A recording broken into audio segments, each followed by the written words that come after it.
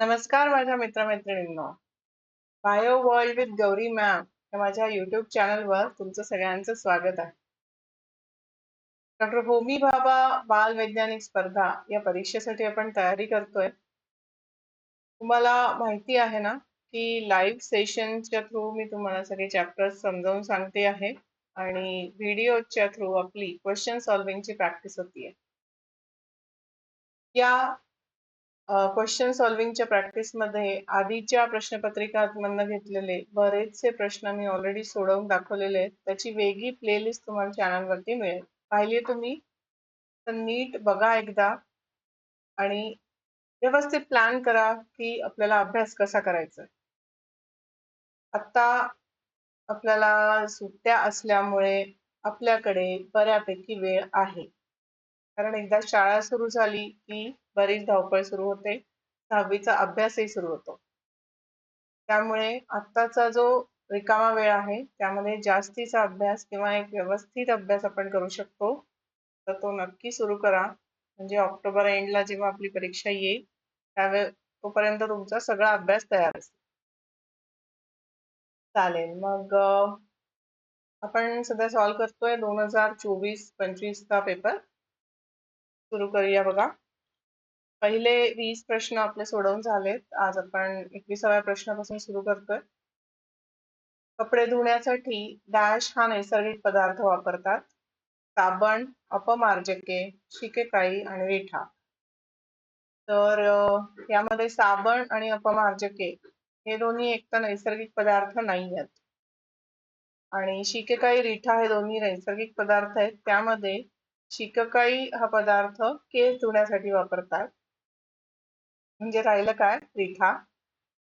तर ऑब्विसली रिठा हे या प्रश्नाचं उत्तर आहे. पर्याय. त्यानंतर प्रश्न आहे महाराष्ट्रातील भरपूर पाऊस असणाऱ्या भागात राहणाऱ्या माणसांचे मुख्य अन्न कोणते? ज्वारी, बाजरी. ज्वारी, बाजरी तर खूप पावसाच्या प्रदेशात उगवत नाही. गहू, तांदूळ. यामध्ये तांदूळ हा जो पर्याय आहे ते बरोबर उत्तर आहे. भरपूर पाऊस लागतो तांदळाला. तुम्ही बघितलं असेल तर तांदळाची रोपं ही पाण्यामध्ये अशी चिखलामध्ये असताना लावावी लागतात. त्यामुळे हे आपलं उत्तर असणार आहे पर्याय डी. पुढे जाऊया. पुढचा प्रश्न सोपा आहे एकदम. असे प्रश्न तुम्हाला खूप आवडतात बघा. खालीलपैकी चुकीची जोडी ओळखा. मुंग्या, वारूळ. म्हणजे मुंग्या कुठे राहतात तर वारुळामध्ये. बरोबर आहे हे. हत्ती, गुहा.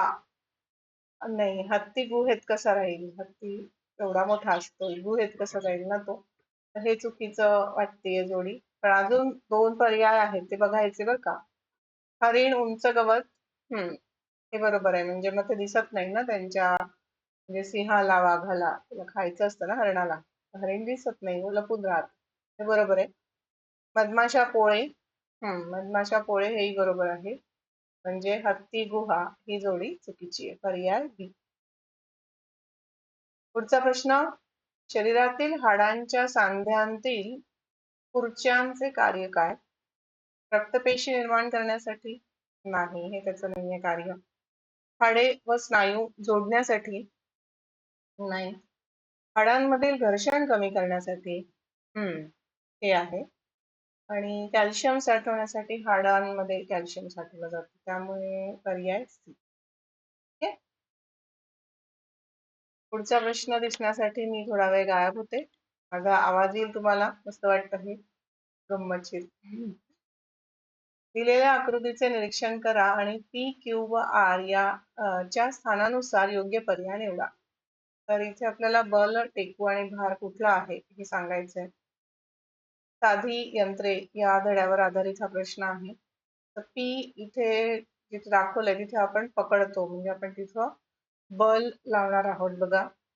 त्याच्यानंतर टेकू जो आहे जो तिथे ते साधं यंत्र जे आहे ते त्याच्यावरती टेकलेलं असतं, आधार असतो तो त्याचा. तर टेकू इथे क्यू होतोय आणि आर हा भार, म्हणजे आपण जे वजन किंवा जी वस्तू आपण यातनं नेणार, आर हा इथे भार होतोय. आणि हे आपल्याला दिसतं आहे पर्याय ए मध्ये. त्यामुळे 25व्या प्रश्नाचं उत्तर पर्याय ए. मी येते परत. ठीक आहे, पुढचा प्रश्न. पुढच्या प्रश्नात आपल्याला विचारलंय, सूरजला काही खावेसे वाटत नाही व त्याचे डोळे पिवळसर झाले आहेत. डॉक्टरांनी त्याला कोणता आजार सांगितला असला पाहिजे? ताप. तापामध्ये काही खावेसे वाटत नाही हे बरोबर आहे, पण डोळे पिवळसर नाही होत. सर्दी खोकला. सर्दी खोकल्यामध्ये सुद्धा ही दोन्ही लक्षणं दिसून नाहीयेत आपल्याला. काही खावंसं वाटत नाही असं नाही होत सर्दी खोकल्यामध्ये. भूक लागते. हिवताप. हिवतापाची पण ही लक्षणं नाहीयेत. कावीळ. कावीळीची ही लक्षणं आहेत. काविळीमध्ये त्या रुग्णाचे डोळे पिवळसर दिसतात, त्वचा पिवळसर दिसते, नख पिवळसर दिसतात आणि त्याला काही खावंसं वाटत नाही. त्यामध्ये यकृत या अवयवाला म्हणजे या अवयवाचा प्रॉब्लेम होतो काविळीमध्ये आणि त्याचे परिणाम हे शरीराचे काही अवयव पिवळे दिसण्यामध्ये होतात. तर कावीळ या रोगावरती बरेचदा प्रश्न असतो, त्यामुळं याचे जे सिम्पटम्स आहेत म्हणजे याची जी लक्षणं आहेत ती चांगली कळतात. पुढे जाऊया. पुढचा प्रश्नही नीट दिसण्यासाठी मला गायब व्हावं लागेल. Okay, no problem. पुढील चित्राचे निरीक्षण करा व ते दिवसाची कोणती वेळ दर्शविते ते सांगा. सकाळ, दुपार, संध्याकाळ, रात्र असे 4 पर्याय दिलेत. तर इथे जर बघाल तुम्ही तर आपल्याला दिसतंय की ही उत्तर दिशा आहे वरच्या बाजूला. इकडे दक्षिण दिशा आहे, म्हणजे इकडे असणार आहे पूर्व आणि इथे असणार आहे पश्चिम. ठीक आहे, इथे लक्षात. तर ह्या पद्धतीने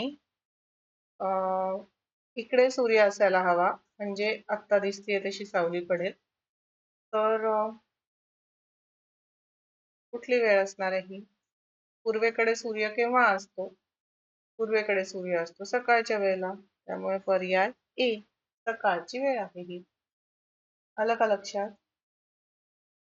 असे जे प्रश्न असतात ते शांतपणे वाचायचे, त्यामध्ये काय दिलंय ते बघायचं आणि आता आपण जसं पूर्व, पश्चिम, उत्तर, दक्षिण लिहून काढलं तसं लिहून काढायचं. तिथे तुमच्याकडे ना रफ पेपर दिलेला असणार, त्यामुळे त्याच्यावर तुम्ही करून बघू शकता. म्हणजे सोपं जाईल ना. पुढचा प्रश्न स्क्रीनवरती. पुढच्या प्रश्नात आपल्याला विचारलंय, एक्स प्रकारचा कागद बनवण्यासाठी मऊ लाकूड लागते. कागद बनवण्यासाठीच मऊ लाकूड लागते. हा कागद बनवण्यासाठी खालीलपैकी कोणत्या झाडाचे लाकूड योग्य ठरेल? पर्याय दिले साग. नाही, सागाचं तर छान कठीण लाकूड असतं, त्याचं फर्निचर बनवतात. पाईनस. हा, पाईनस हा पर्याय बरोबर वाटतोय. ओक. ओक नाही. आणि चौथा पर्याय आहे चेरी. चेरी पण नाही. त्यामुळं पाईनस हे या प्रश्नाचं बरोबर उत्तर आहे, पर्याय बी. ठीक आहे. पुढचा प्रश्न आहे, मी कोण? आपल्याला ओळखायचंय. त्यांनी लक्षणं नाही, गुणधर्म दिले की पी जे आहे ते मी माझ्या मोठ्या पंखांनी उंच आकाशात तरंगत राहू शकतो, तसेच माझ्या मोठ्या पंजांनी माझे भक्ष्य पकडतो. तर यामध्ये गरुड, घार, पेलिकन, गरुड यापैकी कोण आहे बघा हे असे लक्षणं देणारं? तर गरुड. गरुड अशी त्याच्यामध्ये हे गुणधर्म आहेत. पण त्याच्या बरोबरीने दुसरं कोण असणार आहे? मी माझ्या लांब बारीक चोचीने फुलातील रस पितो. मी मागे पुढे उडू शकतो आणि इतकेच नाही तर मी वर खाली ही उडू शकतो. तर असं करू शकणारा कोण आहे? तर गरुड म्हणजे पहिला पर्याय किंवा चौथा पर्याय.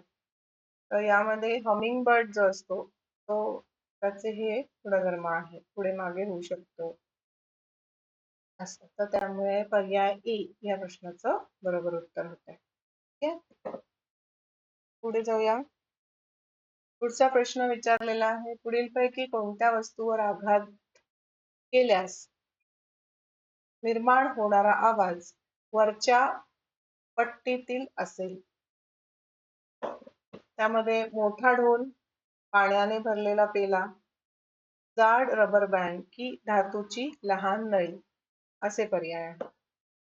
तर मोठा आवाज, मोठ्या पट्टीतील आवाज निर्माण करण्यासाठी धातू वापरतात. आपण शिकलेलो आहे धातूमध्ये आवाज निर्माण करण्याची क्षमता असते. छान छान. त्यामुळे यंत्रा जी आपली कशाची म्हणतो आपण त्याला, म्हणजे सतार, गिटार, हे जे यंत्र आहेत, वाद्य वाद्यांमध्ये ज्या तारा असतात त्या तारा धातूच्या असतात. आठवलं हे शिकलेलं? तर इथे पण मग धातूची लहान नळी हा याचा पर्याय होईल, कारण की धातूच्या लहान नळीवरती आपण आघात केला तर छानपैकी आवाज निर्माण होईल. ठीक आहे, पर्याय डी.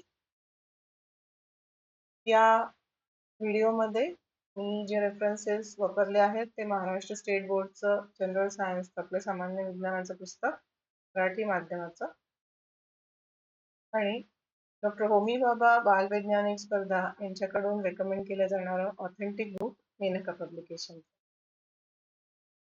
येस.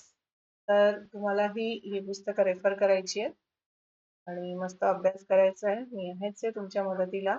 काही डाऊट असतील तर कमेंट सेक्शनच्या थ्रू माझ्याशी कनेक्ट होऊ शकता. चला आता मग भेटत राहूया. टाटा.